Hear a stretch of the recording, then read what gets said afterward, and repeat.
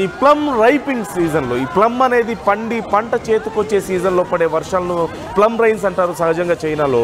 ఈ ప్లమ్ రైన్సే దగ్గరగా చైనాకి సంబంధించినట్లు ఎకానమీలో చూస్తే $10 బిలియన్ డాలర్స్లో మనం క్యాలిక్యులేట్ చేస్తే $10 బిలియన్ ఆఫ్ చైనీస్ ఎకానమీని ధ్వంసం చేసినట్లుగా తెలుస్తుంది. ఇది చైనాకి అతిపెద్ద దెబ్బ. ప్రపంచ దేశాలతో ఆర్థికంగా అగ్రరాజ్యంతో పోటీ పడుతున్నటువంటి చైనాకు ఈ వరదల ఉధృతి అనేది ఖచ్చితంగా ఒక భారీ దెబ్బగానే చూడాలి. ఇప్పుడప్పుడే చైనా ఇక ఇండియాని కవ్వించే స్థాయి కానీ, ఇతర దేశాలకి యుద్ధాల్లో మేము హెల్ప్ చేస్తామనే స్థాయి కానీ, లేదంటే అమెరికాని దెబ్బ కొట్టాలని ఇలాంటి ప్రయోగాల్ని ఆపి సొంత దేశం మీద ఫోకస్ చేసుకోవాల్సిన పరిస్థితి. ఇదంతా రిపేర్ చేసుకొని బయటపడాలంటే చాలా సమయం పట్టే అవకాశం ఉంటుంది. $10 బిలియన్ ప్లమ్ రైన్సే ఇంత నష్టాన్ని మిగిల్చాయంటే ఇప్పుడు వస్తున్నటువంటి వరదలు, అంటే గత వారం 10 రోజుల క్రితం కురిసినటువంటి వర్షాలే $10 బిలియన్ నష్టపరిచాయి చైనా కంటే. ఇప్పుడు వచ్చినటువంటి వరదలు ఇంకా ఉధృతి ఎక్కువగా ఉంది. ఇంకా ఎప్పటిలోపు ఈ వర్షాలు తగ్గుతాయి, ఈ వరదలు తగ్గుతాయో తెలియని పరిస్థితుల్లో ఇక చైనా ఎంత నష్టపోతుందో అంచనా వేయడం కూడా కష్టంగా కనిపిస్తుంది. 80,000 మంది లెక్కల ప్రకారం నిరాశ్రయులయ్యారు. కానీ సుమారుగా 1,00,000కు పైగా నిరాశ్రయుల సంఖ్య ఉండే అవకాశం ఉంది. 100 మందికి పైగా మృతి చెందినట్లుగా తెలుస్తోంది లెక్కల ప్రకారం. కానీ ఈ సంఖ్య మరింత ఎక్కువగా, అంటే ఇప్పుడు 100 అంటున్నాం కానీ సుమారుగా 200 నుంచి 300 కూడా ఉండే అవకాశం ఉంది మృతుల సంఖ్య. ఇంకా చెప్పలేమంటున్నారు అధికారులు. మరోవైపు ఒక నెలలో కురవాల్సినటువంటి వర్షం, నెల రోజుల్లో కురిసేటువంటి వర్షం 12 గంటల్లో కురిసింది అంటే సెంట్రల్ ప్రావిన్స్లో, చైనా సెంట్రల్ ప్రావిన్స్ హుబీ అనే ప్రాంతంలో 12 గంటల్లో నెల రోజుల్లో కురవాల్సిన వర్షం కురిసిందంటే ఏ స్థాయిలో వర్షాల ప్రభావం, వరద ఉధృతుందో మనం అర్థం చేసుకోవచ్చు. కార్లన్నీ కూడా ఆట బొమ్మల్లా కొట్టుకుపోతున్నాయి. పెద్ద పెద్ద బిల్డింగ్స్ పేక మేడల్లా కూలిపోతున్నాయి.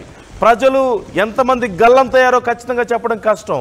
1,00,000 మందికి పైగా నిరాశ్రయులయ్యారు. 200 మందికి పైగా మృతి చెందారు. చూస్తున్నాం మనం విజువల్స్లో. చిన్నపిల్లల్ని భుజాల మీద ఎక్కించుకొని తీసుకువెళ్లాల్సినటువంటి పరిస్థితి.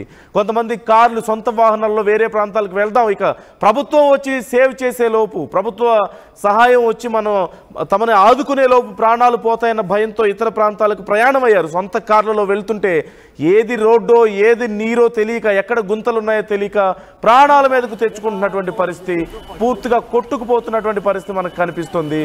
చాలా వరకు చైనా సరిహద్దు ప్రాంతం అంతా కూడా అతలాకుతలమైనట్లుగా తెలుస్తుంది. ఇప్పటికే చైనాస్ వైస్ ప్రీమియర్ ప్రధానంగా జాంగ్ గువాంగ్ లోకల్ ఆఫీషియల్స్ని ఇప్పటికే రిక్వెస్ట్ చేశారు, వీలైనంత వరకు సహాయక చర్యలు పెంచండి అంటూ కూడా ఆయన చెప్పినట్లుగా తెలుస్తోంది. మొత్తం చైనా అంతా కూడా చాలా ప్రాంతాల్లో ముఖ్యులందరూ కూడా పర్యటనలు చేస్తూనే ఉన్నారు. ఈ నేపథ్యంలో చైనా ఎప్పట్లో మరి ఫ్లడ్స్ నుంచి కోలుకుంటుంది అనేది మాత్రం చెప్పడం కష్టమైనే చెప్పాలి.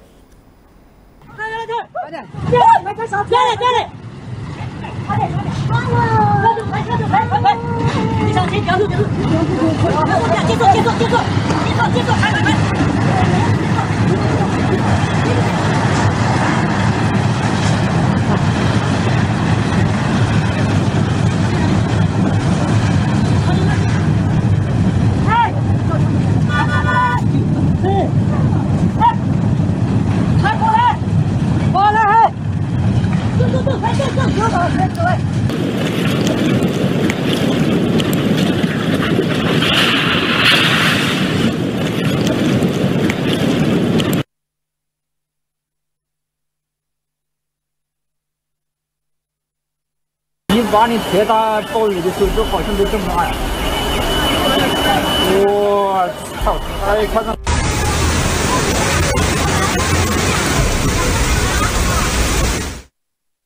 తెలుగులో ఫాస్టెస్ట్ న్యూస్ యాప్ ఇప్పుడు కొత్త అవతారంలో 5 సెకండ్లోనే పూర్తి వార్తా సమాచారం మీ చేతుల్లోకి.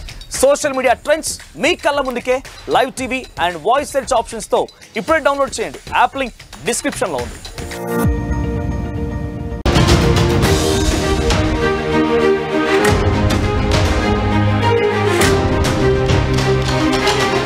బ్రేకింగ్ న్యూస్ చూస్తున్నాం. ఓవైపు జపాన్ భూకంపాలతో అతలాకుతలం అవుతుంటే మరోవైపు చైనాలో వరద బీభత్సం సృష్టిస్తోంది. ఇప్పటికే 100కు పైగా ప్రజలు మృతి చెందినట్లుగా తెలుస్తోంది ఈ వరదల వల్ల. అలాగే 80,000 మందికి పైగా ఈ వరదల్లో ఈ వరదల కారణంగా నిరాశ్రయులైనట్లుగా తెలుస్తోంది. వందల కోట్లలో నష్టం జరిగింది. ప్రధానంగా గ్వాంగ్జీ, గుయిజౌ, హునాన్, హుబెన్, లియోనింగ్, సిచువాన్ ప్రావిన్సుల్లో వరద విలయం కనిపిస్తోంది. వారం రోజుల క్రితం కూడా మనం చైనాలో ఇలాంటి పరిస్థితినే చూసాం. పూర్తిగా చైనాలోని ఒక ప్రాంతం అంతా కూడా, ఒక పెద్ద నగరం అంతా కూడా వరదల్లో చిక్కుకొని ఎక్కడ చూసినా సరే వరద నీరు ఒక రకంగా చెప్పాలంటే నది మధ్యలో ఇళ్ళున్నాయా అన్న స్థాయిలో అక్కడ వరద ప్రవహించింది. ఇప్పుడు మరొకసారి అలాంటి పరిస్థితి ఆర్టీవీ మీకు ఎక్స్క్లూజివ్గా చూపిస్తోంది. చైనాలో ఉన్నటువంటి పరిస్థితిని కొండ చర్యలు విరిగిపడి భారీగా ఒక మడ్ ఫ్లడ్ని మనం చూస్తున్నాం. అక్కడ అంటే బురదతో కూడినటువంటి వరద, ఒక రకంగా చెప్పాలంటే బురద పెద్ద స్థాయిలో ఈ నీరు పైనుంచి కొండల పైనుంచి ప్రవహిస్తున్న సమయంలో అక్కడ ఉన్నటువంటి మట్టి నీళ్లు అంతా కూడా ఆ నీటితో కలిసి, ఆ మట్టి రాళ్ళు అంతా కూడా నీటితో కలిసి ఒక బురద ప్రవాహం మనకి కనిపిస్తుంది. బురద ప్రవాహం ఒక పెద్ద అలలాగా వచ్చి అక్కడ ఉన్నటువంటి ఆ ఇళ్లను ఢీకొట్టిన నేపథ్యంలో ఆ ఇళ్లన్నీ కూడా పూర్తిగా కూలిపోయినట్టు, పేక మోడల్లా కూలిపోయినటువంటి పరిస్థితి మనకు కనిపిస్తుంది. మనం ఎక్స్క్లూజివ్గా ఆర్టీవీ స్క్రీన్ మీద మనం చూస్తున్నాం. ఆ వరద ఉధృతికి ఆ బురద పెద్ద ఎత్తున వరదలాగా ముంచుకొచ్చిన నేపథ్యంలో, ఒక పెద్ద అలలాగా వచ్చిన నేపథ్యంలో ఆ ఉధృతికి అక్కడ ఉన్నటువంటి ఇళ్ళు అలాగే వంతెనలు కూడా కొట్టుకుపోతున్నటువంటి పరిస్థితి మనకు కనిపిస్తుంది. కళ్ళు తెరిచి కళ్ళు మూచేసరికి క్షణాల్లోనే పూర్తిగా ఆ ప్రాంతం అంతా కూడా ఎక్కడ చూసినా బురదమయం, నీటిమయమే కనిపిస్తుంది తప్ప ఒకప్పుడు ఇక్కడ ఇళ్ళున్నాయా అనేటువంటి ఆనవాళ్లు కూడా కనీసం మనకు కనిపించని పరిస్థితి మనం క్లియర్గా స్క్రీన్ మీద చూస్తున్నాం. మరోవైపు చూస్తున్నాం వరద, ఇళ్ల మధ్యలోంచి వరద ప్రవహిస్తుంటే ఇళ్ళు పేక మేడల్లా కూలిపోతున్నాయి తప్ప మనం చూస్తున్నాం ఎక్కడా కూడా ఏ ఇళ్ళు కానీ బ్రిడ్జిలు కానీ ఆ వరద ఉధృతిని తట్టుకోలేని పరిస్థితి మనకు కనిపిస్తుంది. ప్రకృతి విలయానికి చైనా అతలాకుతలమవుతోంది. మనం ఇంతకుముందు చూసాం, ఓవైపు జపాన్లో భూకంపాలు భారీగా చూస్తున్నాం, మరోవైపు చైనాలో ఈ వరద ఉధృతిని మనం చూస్తున్నాం. ప్రపంచవ్యాప్తంగా అనేక దేశాల్లో, ఓవైపు అమెరికాలో వరదలు చూస్తున్నాం, జపాన్లోనేమో భూకంపాలు చూస్తున్నాం, చైనాలో మరోవైపు వరదలు చూస్తున్నాం. ఇలా ప్రపంచ దేశాలు చాలా ప్రాంతాల్లో ఇలాంటి ఒక ప్రకృతి విపత్తులు, ప్రకృతి విలయం మనకు కనిపిస్తోంది. పేక మేడల్లా కూలిపోతున్న ఇళ్ళు, వంతెనలు, కార్లు, లారీలు, బస్సులు అన్నీ కూడా పూర్తిగా ఒక ఆట బొమ్మల్లాగా కొట్టుకుపోతున్నటువంటి పరిస్థితి మనకు కనిపిస్తుంది. స్క్రీన్ మీద మనం చూస్తున్నాం. ఆర్టీవీ మీకు ఎక్స్క్లూజివ్గా చూపిస్తోంది. ప్రధానంగా గ్వాంగ్జీ, గుయిజౌ, హునాన్, హుబెన్, లియోనింగ్, సిచువాన్ ప్రావిన్స్లో ఈ వరద విలయం మనకు కనిపిస్తోంది. ప్రధానంగా చూస్తే సౌత్ వెస్ట్రన్ ప్రావిన్స్ సిచువాన్ నుంచి ఈ వరద ప్రవాహం నార్త్ వెస్ట్రన్ ప్రావిన్స్ అయినటువంటి గాన్సు, అలాగే లియోంగింగ్ నార్త్ ఈస్టర్న్ ప్రాంతం, అలాగే సౌత్ వెస్ట్రన్ సిచువాన్ నుంచి నార్త్ వెస్ట్రన్ అలాగే నార్త్ ఈస్టర్న్ ప్రావిన్స్లో అయినటువంటి గాన్సు అలాగే లియోంగింగ్ ప్రాంతాల వైపుగా వరద ఉధృతి కొనసాగుతున్న తరుణంలో ఇప్పటికే ప్రభుత్వాలు కూడా అప్రమత్తమయ్యాయి.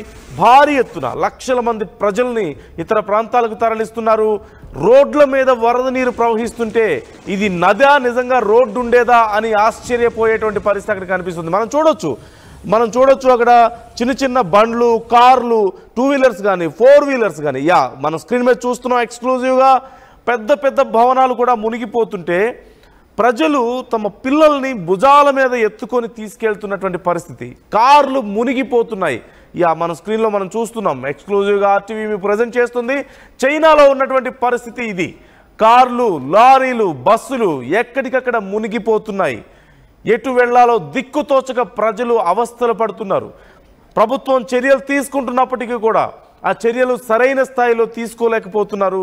అంటే ఎక్స్పెక్టేషన్స్, అంచనాలకు మించి, ఎస్టిమేషన్స్కి మించి వరద ఉధృతున్న నేపథ్యంలో ప్రభుత్వం కూడా ఒక స్థాయిలో ఇక చేతులు ఎత్తేసినటువంటి పరిస్థితి మనకు కనిపిస్తుంది. వీధుల్లో పార్క్ చేస్తున్నటువంటి కార్లు, బస్సులు, లారీలు కూడా చివరికి చిన్నపిల్లలు ఆడుకునే ఆట బొమ్మల్లాగా వాటర్లో కొట్టుకుపోతున్నటువంటి పరిస్థితి మనకు కనిపిస్తుంది.